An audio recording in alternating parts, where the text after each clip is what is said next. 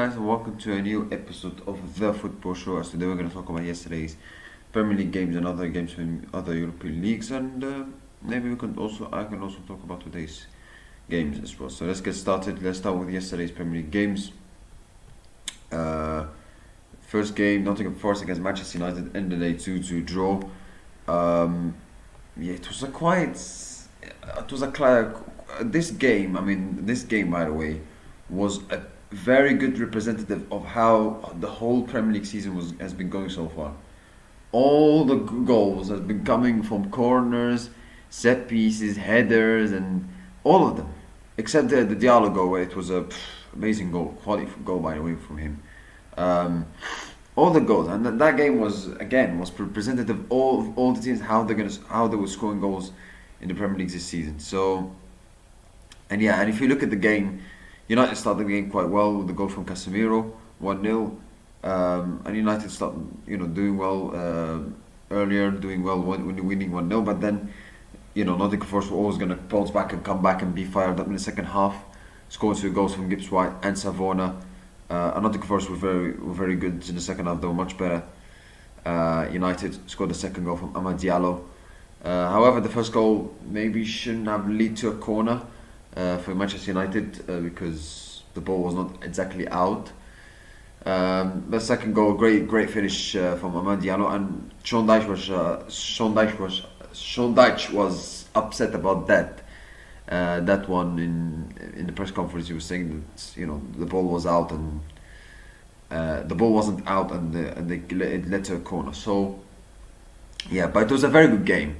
Both teams were attacking, were trying to score goals, and it was like a open play, quite of an open play game. Both teams trying to attack, both teams trying to score, and it was kind of. I think the draw is a fair result in the end. Because it was kind of back and forth between these two. So Nottingham Forest could have won it. United could have won it as well. Both teams had chances, so it could have gone either way. So I think that the draw was a fair result in my opinion between these two.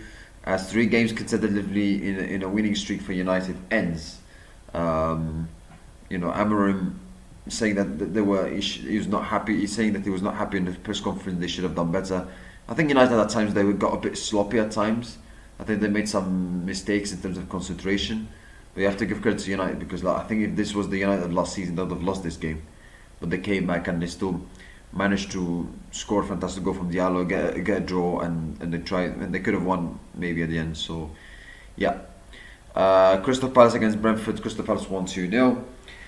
Burnley against Arsenal. Arsenal win 2-0 thanks to goals from Victor Gyökeres and Declan Rice, and it was another well controlled, well composed, and calm victory for Arsenal. Defensively very strong. They didn't concede many chances, scoring goals, and the first goal, of course, it came from a set piece. And they tried to mark Gabriel Magalhaes. They tried to stop him, but in the end, he ended up getting an assist, which led to the Victor Gyökeres scoring 1-0. And the second goal, good header from Declan Rice with assist from Trossard. Trossard looked good. It looked good for Arsenal. He could have scored as well with his chance before Declan Rice scored. So I think Arsenal. If you look at Arsenal's performance, I think Trossard looked quite good. Victor Gyökeres, fantastic performance from him. When I see Victor Gyökeres play, he reminds me a bit of Roberto Firmino with Liverpool, where how crucial he was with their success. He was a type of striker that he didn't score a lot of goals for Liverpool, but he was a guy that was like crucial in terms of play, linking up, pressing, and how he connects with the other players in terms of the attackers like Salah, Mane. Victor Gyökeres he hasn't scored a lot of goals since he came to Arsenal, but he's linking up quite well. He's pressing really well. His work rate, his effort is fantastic.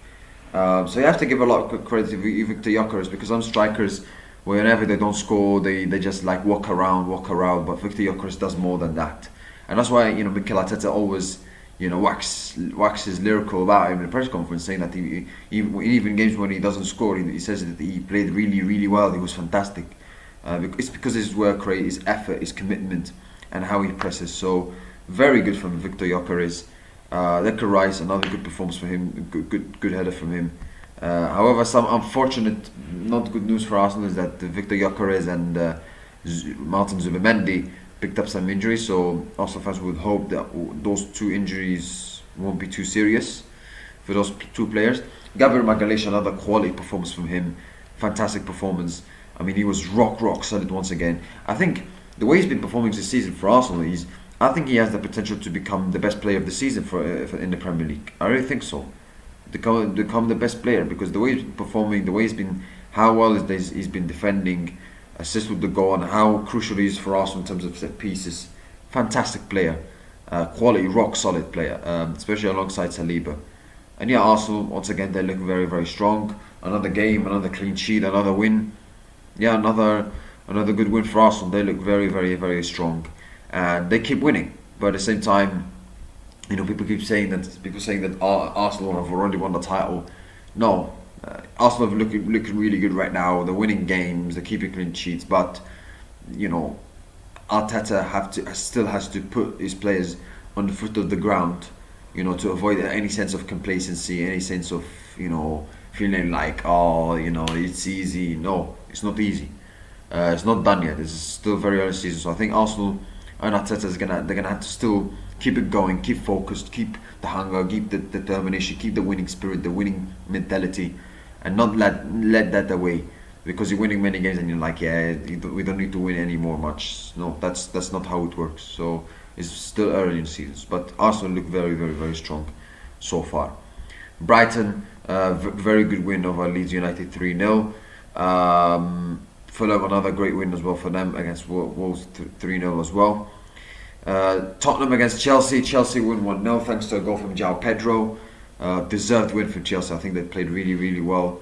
Obviously, the goal that came from a bad mistake from Mickey van der Ven. And it was led to the Chelsea pressing. You have to give credit to Chelsea for that. You can criticise the Tottenham's mistakes for that, but you have to also praise Chelsea for the great pressing they did for that goal, and led to João Pedro scoring. And I thought Chelsea deserved to win in general. They were fantastic. I mean, going forward, they were very good, and they could have scored more. They should have scored more goals. They should have won by 5 or 6. They had great chances from Enzo Fernandez, from Pedro Neto. I thought he was very good, Pedro Neto. Moises Caicedo. I mean, another brilliant performance from him. Against Sunderland, he didn't look good, and people saying, "Oh, he's overrated," etc. I mean, come on, man. Everybody can have a bad game, but calm down. But in this game, he was so amazing. He was brilliant. Going forward, defensively, amazing. And defensively, Chelsea were very good as well. They actually kept a clean sheet, because defensively this season they've mostly struggled. But in this game, where not only they kept a clean sheet, Tottenham they didn't create any chances. I think except the chance they had from Kudus. Other than that, Chelsea was so controlled. They were so in control. Defensively, they were so strong, so compact. Amazing, very good from Chelsea, and I think Enzo Maresca and his staff should be pleased with how well they performed, how well they won this game. Because not only they won 1-0, and you think it was competitive. No, just going forward, they were very good, and they could have scored more. And defensively, they were so in control, so composed. So that winning performance should give the Chelsea players a lot of confidence going into the upcoming games, that they can replicate these kind of performances. And they've been doing well in the last couple of weeks. They've had some good wins. They had a little of a blip against Sunderland at home, but other than that, they've been in a very good run of form in terms of winning games. However, they've picked up some red cards, which they're gonna need to avoid that. But you look at their upcoming games. They've got 3 games they should win: Karabakh, Wolves, Burnley. Then they've got difficult games: Barcelona and Arsenal. So, but Chelsea look good. Chelsea they look very good, and for sure Maresca should be happy with the performance. Whereas Tottenham, they looked, in my opinion, toothless. They looked absolutely toothless. They looked they were so poor defensively, not good enough. Whenever they had the ball, it seemed like they didn't know what to do with it. Very, very poor performance from Tottenham. At the end of the game, I saw Digit Spence and Van der Ven, not clapping to the fans after the game, and also ignoring the manager, ignoring Thomas Frank, which he was asked about it in the press conference. I mean, yes, I understand you're frustrated, you're angry, but to ignore your manager, that's the one of the last things you should do. So I think that was a mistake from Digit Spence and from Mickey van der Ven's side. And Mickey van der Ven is the vice captain of Tottenham. So yeah, and I was singing his praises a couple of days ago, saying, "Oh, he's one of the best defenders in the Premier League," and he does that all of a sudden. But yeah, like very poor performance for Tottenham. I think Thomas Frank got his tactics wrong. The defensively going forward, Tottenham were poor, and whenever they had the ball, they didn't like they didn't take advantage of having the ball quite well. Didn't create many chances. They looked very toothless, Tottenham. It was a very, very poor performance from Tottenham. It's a London derby. I expected more from them, especially against a team like Chelsea, where they usually hate each other. I expected more from Tottenham, and they were very, very poor in this performance. Sorry, the lights went off. Sorry, but the lights went off for me for 1 second. But anyway, but like Tottenham looked very, very, very poor. They looked very, very poor, and I expected more from them. But good win for Chelsea, that's for sure. Thomas Frank was asked about the Mickey van der Ven and Digit Spence in the press conference, and he was saying, I understand players' frustrations, everybody's frustrated, but I think, behind closed doors, he would not be happy with that, that's for sure. Let's move on to Liverpool against Aston Villa. Liverpool win 2-0. Finally, Liverpool win a football match in the Premier League. Thanks to goals from Mohamed Salah and from Ryan Gravenberch. Liverpool were very good this time. They were very good. They pressed. The pressing was very good. Whenever they had the ball, they took advantage of it. They were very good. They defended quite well. They didn't concede many chances. Going forward, they could have even scored more. They were very good. Liverpool very good. Defensively, offensively, fantastic. It was a much improved performance from Liverpool compared to the last weeks, the last 6, 7, 8 games when they were so poor and they were losing games right, left, and centre, and defensively they were super exposed. But this time they were very good and they deserved to win. So well done to Liverpool. And they scored a goal, the 1-0. Oh, by the way, sorry. Going back to the game between Tottenham against Chelsea, how the hell was Bentancur and Enzo Fernandez were not sent off? Bentancur I don't know how he got a yellow card for that when he stamped on Reece James' feet and he didn't get a red card. Same thing for Enzo Fernandez. How he didn't even get a red card for that, I don't understand. But anyway, going back to the Liverpool Aston Villa game, sorry, but Liverpool were very good. Defensively they were very good, and Slot made some changes which worked. He got his tactics spot on, and going forward, Liverpool very good. Defensively, Liverpool were very good. They didn't concede many dangerous chances from Aston Villa, and they caused problems for Aston Villa defensively. They pressed them, and the pressing led to the first goal for Liverpool. Emiliano Martinez, that was not good from him. But the pressing of Liverpool forced them to make this kind of mistakes. Goal from Mohamed Salah, and the second goal, great finish from Gravenberch. I thought Gravenberch and McAllister were back to their best. They were fantastic. McAllister didn't have had some struggles this season, but in this game he was very, very good. And yeah, Liverpool even scored before Salah scored. They scored from Ekitike, but it was disallowed because he was offside. But very good win for Liverpool. That's a boost of confidence for Liverpool going to the upcoming games, considering they've had difficult results and performances, especially the important games coming up against Real Madrid and Manchester City. So very important win for Arne Slot, a very important win for Liverpool.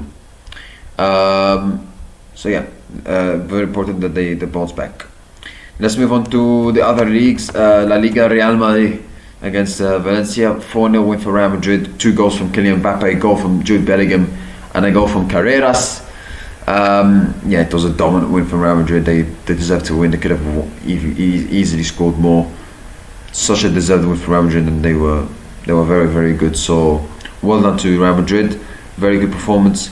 Vinicius Junior played, by the way, and I say that because he missed the penalty. even though he had a good performance. But obviously after what he did in El Clasico, he apologized. He said, "I'm sorry, what I did was unacceptable, etc., etc." And however, Xabi Alonso and Real Madrid didn't have no punishment for him, no punishment for what he did on Sunday, and he still played.